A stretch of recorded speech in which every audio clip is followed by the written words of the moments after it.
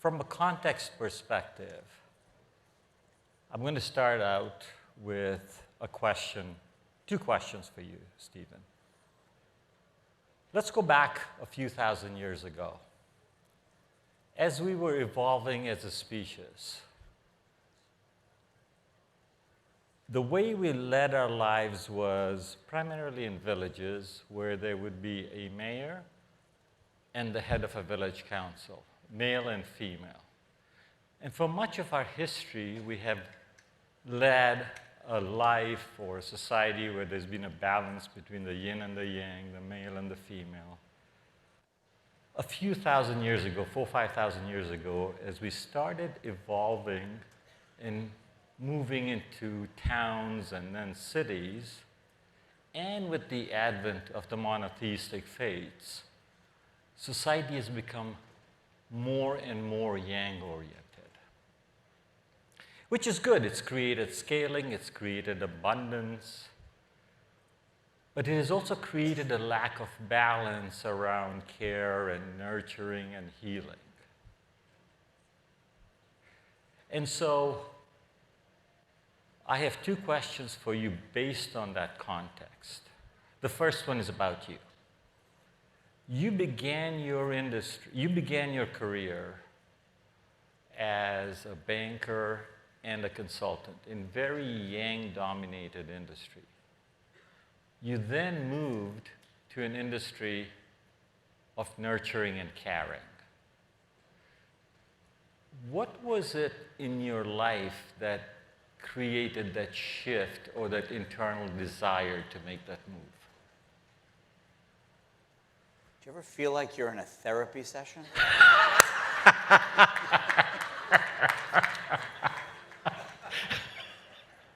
So I think, first of all, details matter.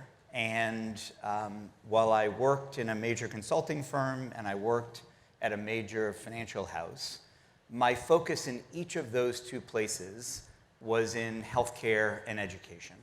And so there was always a through line for me around healthcare and education.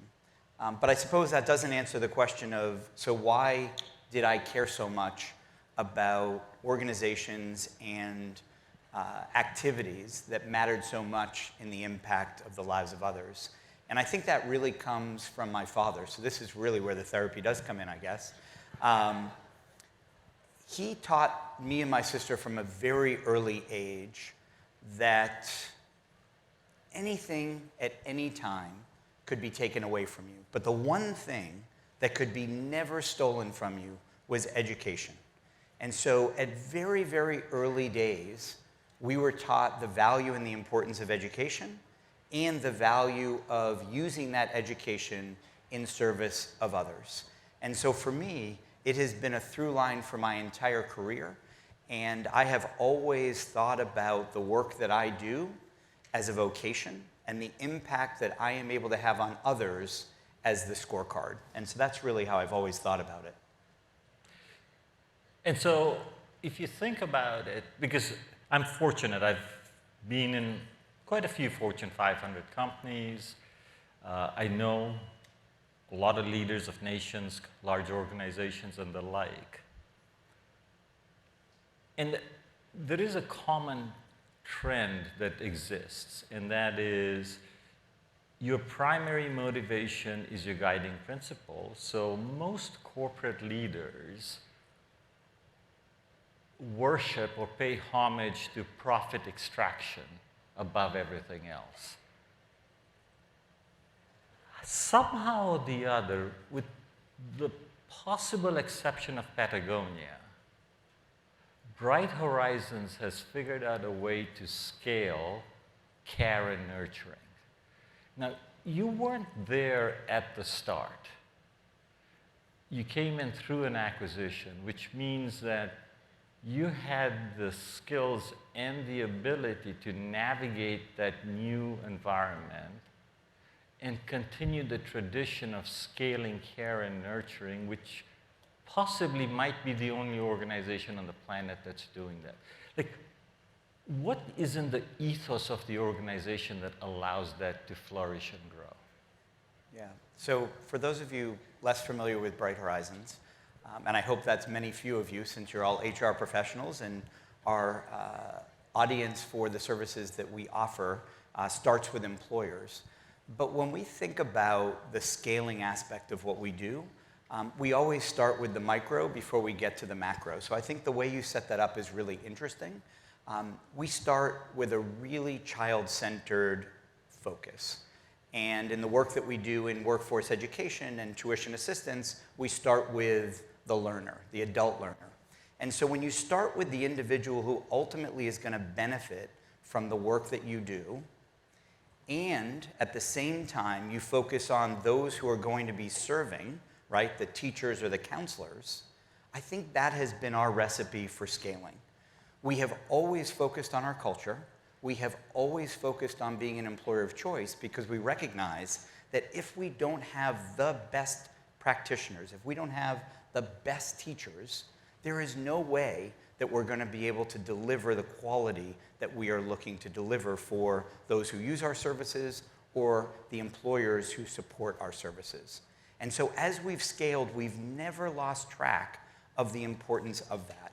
And so having been recognized as a Fortune Best Place to Work 20 times and having a culture that really cultivates that family feel at Bright Horizons, that has been our secret sauce. It hasn't been any other attribute that has caused and catapulted us forward any more than investing in our people. And so Mahi, who is the founder or co-founder and CEO of Phenom, has used the analogy that I would rather be a good father than a great uncle. A great uncle is an easy job. I buy some treats, play, and then leave. A good father is really hard because I have to be harsh, I have to be tough, and I have to be loving. There's probably only one CEO in the country that's doing it at scale. That's you. You're being tough as a father.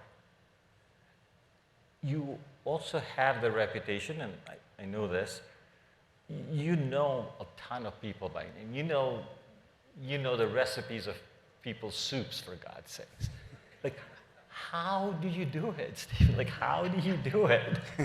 Is it just a big brain that you have this mental filing cabinet? Like, how do you do it? Yeah, you're very kind. I would say that as I think about who Bright Horizons is and what makes us special, we have incredible teams. And we pay homage to those incredible teams every day, but at the same time, we are very exacting about the quality of the delivery of our services. And so, for example, after this meeting, I'm heading over, we run the Child Care Center for Penn Medicine. And I am going to meet with those teams because I want to hear directly from those who deliver our services exactly what they're feeling and seeing on the ground.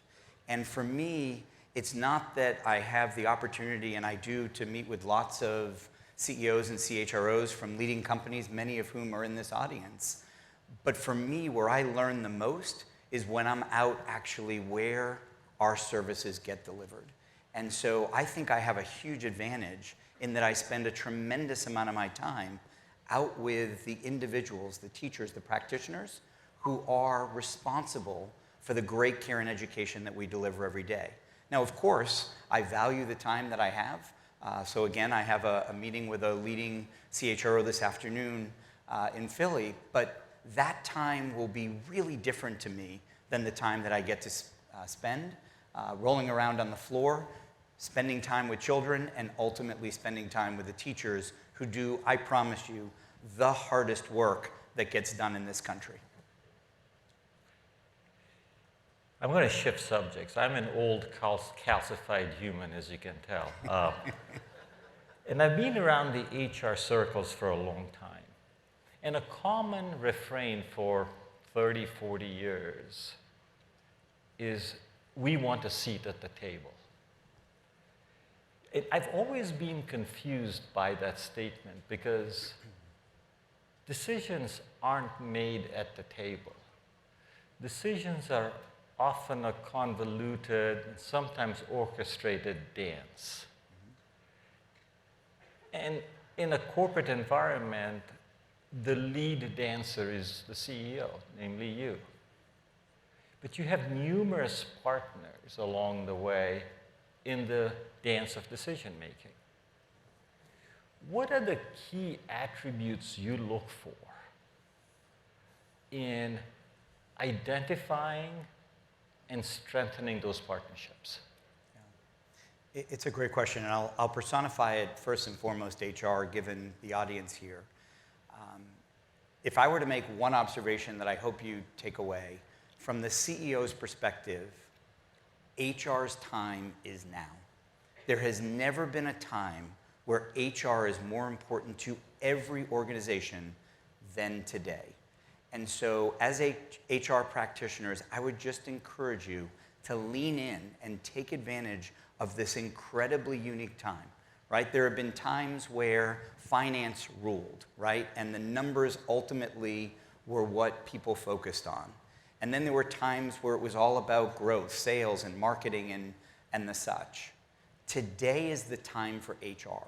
And so when I think about the partnership that I have with HR, and I met with our team here, very capable team of leaders in our talent acquisition area, and I really got to understand the challenges that are happening in the market, but also how they are leaning in. That's what inspires me to have great partnership with our HR organization. And when I think about the leadership within HR, it has never been more important to our organization than it is today. We have always been people serving people, so we don't have patents, we don't have manufactured goods. We've always been about the impact that people can have on other people. However, the level of difficulty, the importance of investing in people, all of the things that you all do every day has never been more critical and universal across organizations. And so that dependency is a great opportunity for HR professionals and leaders to step up and really support those partnerships. Because ultimately, as you can imagine, and all of you are leaders in what you do, the better you are, the more you can step up and add to the conversation, the more of a partnership that will exist between you and leaders within your organization. And the question still stands. Thank you. So, how do you judge partners? How do you cultivate them? How do you invest in them? How do you make those decisions? You personally. Yeah. I mean, look, for me, I have a very discriminating eye for who is bringing their best and their full self to the conversation and to the discussion. And look, at Bright Horizons, and you said, being the difficult dad, which I think is an interesting analogy, it is a combination of true love, right? Because we really do act and operate like a family. And at the same time, there's discipline in that and making sure that everyone is delivering what they need to deliver. And so for me, I always try and surround myself with people who I find to be both inspiring, but also have the ability to support the organization in unique ways. So if we go back to what I said about culture before, right? So I can do a certain amount myself as it relates to continuing to cultivate and push forward on the culture. But my hope is that I have leaders on our team that have that same ability, that can go out and have the same passion for what makes Bright Horizons special out into the field that we employ 30,000 individuals to do, right? And so being a field-based organization makes that role that much more difficult. But there is not a trip that I take for whatever purpose where at some point in that trip, I don't end up in a center. And so when I think about the people who I want to be surrounded by on my leadership team and the broader team, my expectation starts there, which is if you don't have the same passion and the same focus for the work of our work, then there is not a place around the table for you. Because ultimately, we need to be better listeners, we need to hear more, and we need to act on those things. It's really easy to be up on a stage, no offense, and ask tough questions and or answer tough questions. But to actually be in the room with people who can provide insights, that's a much more difficult exercise to restrain. Trying to get so that the audience can understand the richness of the nuances as decisions are made. Yeah, I mean, look, I think it's a really important point. And, I think there is more similarity than differences between organizations. And when you think about HR, and you think about the importance that HR plays in culture, and again, it's not the responsibility of an HR organization to create and build a culture, but it is to support in very specific ways. But then when you start to get into the disciplines, and you asked about talent acquisition, they need to understand how to bring the right people who are culturally aligned, who are best in their craft, to the organization. And there is zero tolerance for, at least at Bright Horizons, zero tolerance for a talent acquisition set of partners that are not able to articulate and ultimately screen for the people who are going to be able to do their roles in the best way. Changing subjects for a second. We've both been around the horn, me a little longer than you. Why would you choose to help Phenom hawk their software? I wish you had asked me that before I got on the airplane. Look, so being a vendor partner to so many organizations, I have a great appreciation for the importance of symbiotic relationships between clients and vendor partners. And I am always so appreciative when CEOs and CHROs are willing to come and share their experiences with Bright Horizons and be able to espouse why they work with Bright Horizons and the impact that Bright Horizons has on their organization. And so I'm a big believer in paying it forward, but I do it really judiciously. And so when I think about why I came here, that is exactly the right question, right? It's not that I am willing to speak on behalf of many, but I am certainly willing to speak on behalf of Phenom. Because when I think about the number one challenge that we have had, right? So I'll bring you back, and for those of you who are in the healthcare field, you'll have special appreciation. For those of you who are in hospitality, you'll have special appreciation. I'll bring you back for the last time, hopefully, to March and April of 2020, where we were forced to close 80% of our childcare centers almost overnight and displace 80% of our workforce almost overnight. And you're talking about an organization that absolutely would do absolutely anything for those who serve children. But we were in that same unfortunate position that many organizations were in, where that just was not an option for the organization. And we're really thankful that the government had put programs in place. And then, of course, we continued to extend education benefits and healthcare benefits and things that we could do to support our employees who were displaced.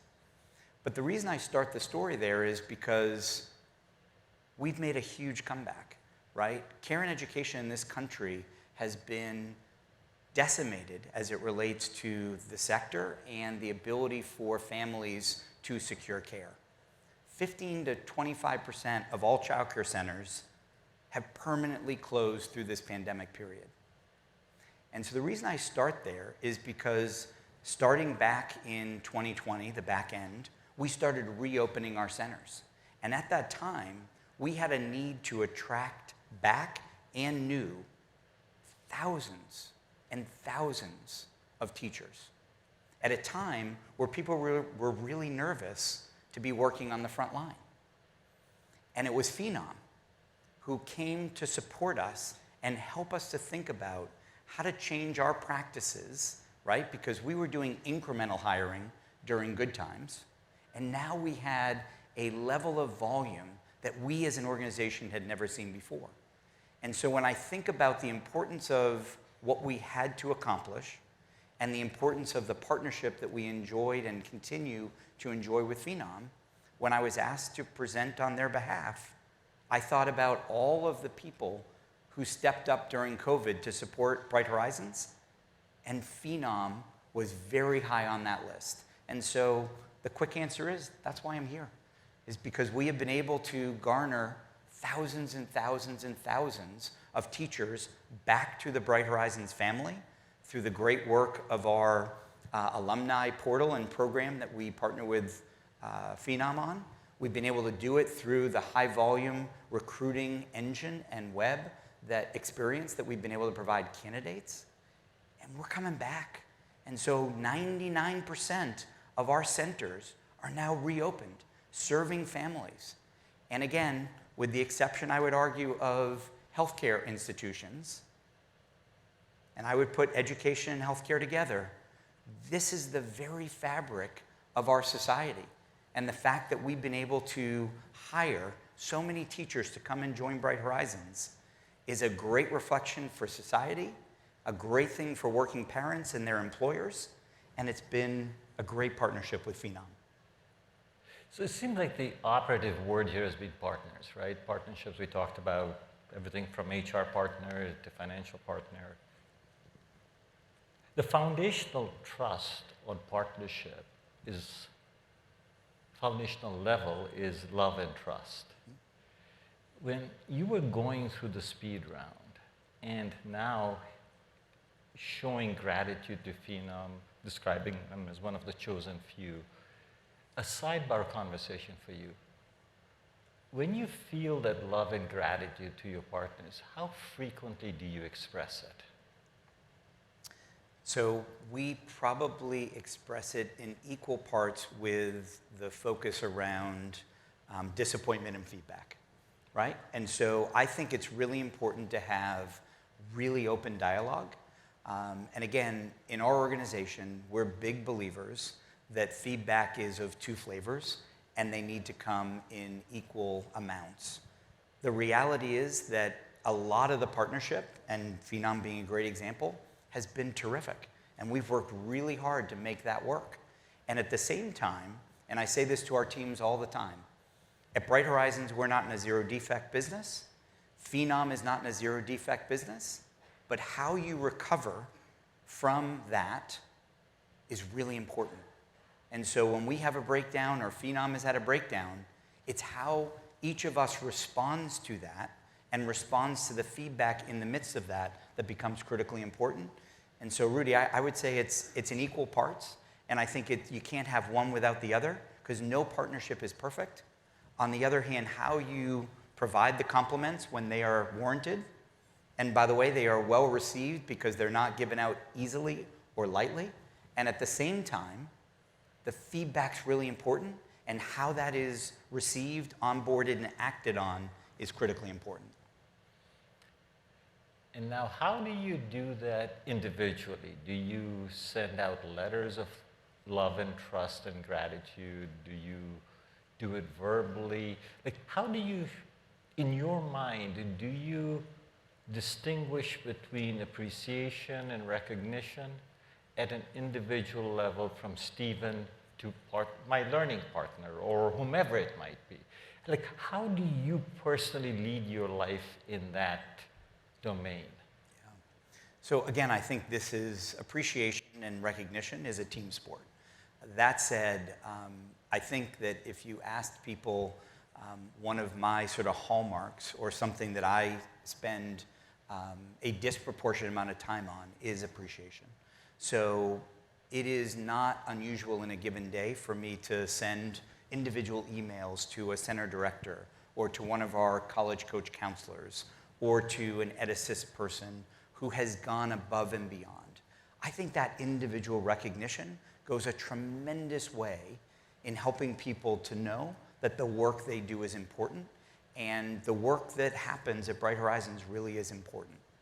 I think as we think about our clients and our vendor partners, it's equally important. And so again, I spend a lot of time out with our clients showing appreciation, but also again, this is about learning. And it's the same with our vendor partners, right? So I remember having one night a dinner meeting after hours with Brian and the Phenom team. And first, I think they were really surprised, right, when I actually arrived, right? So the CEO of Bright Horizons, I don't think of myself that way, so I talk about it as the third person, but the CEO of Bright Horizons arrives for a meeting about this particular topic. And I'm thinking there's no more important room for me to be in to make sure that this vendor partner understands the criticality of the work that is happening here. And again, in that meeting, it was part appreciation and thanks, and it was part rolling up our sleeves and trying to figure out exactly how we were going to conquer this very difficult challenge. But I am a huge believer. Pre-COVID, we used to have conferences for all of our center directors. That was over 1,000 center directors, and we used to have 1,500 people, so very similar in size, of Bright Horizons employees and colleagues to celebrate and recognize the incredible accomplishments that they and their teams had. And it was iconic, it was cultural, and it was really important. And so when you come here, it feels similar to that in terms of there's a real following here and a real excitement, but I do feel, as I walked around and I listened to other sessions, a great amount of gratitude that goes in both directions, both from Phenom to their customers, but also customers back. And for me, that's a telltale sign of really good partnership. I'm going to end with one question more for my benefit than anyone else's. I've often been described as a massive ego encased in a veneer of humility. Out of all the leaders I've met. Yeah, I'm the opposite, actually. Yeah, I was going to ask you, out of all the leaders I've met, for some reason or the other, your ego is really silent. Is it through meditation? Is it through prayer? Is it through getting the crap kicked out of you? What is it? How did you get that? I think it's, look, I think there is a reason why I have chosen the work that I have chosen. I have great humility because I get to work with people who are doing much more important work than I do. And I think as long as I recognize that and our teams recognize that the job we have is in service to people who are ultimately impacting the lives of others, that is always going to be my disposition. And so, just as an example, when I go and visit this center this afternoon for Penn Medicine, I'm going to know that I have the least important job in that building, and the people who are really making a difference each day are the teachers in the classroom and the individuals who are getting access to the best care and education. And I think that I would not be the right person for my role the day where I begin to believe it's the other way around, because that ultimately just would be a complete falsehood. And so I feel privileged. And when I introduce myself, I say I have the privilege of serving as the CEO of Bright Horizons because I really genuinely believe that it is a privilege. And it is something that I have been provided as opposed to something that I have either earned or aspired to have. And so for me, it's incredible work that I get to do and just really appreciative of being able to do it every day. The most precious gift I get is the gift of insight from the bottom of my heart. Thank you very much. Thank you very much. Appreciate it.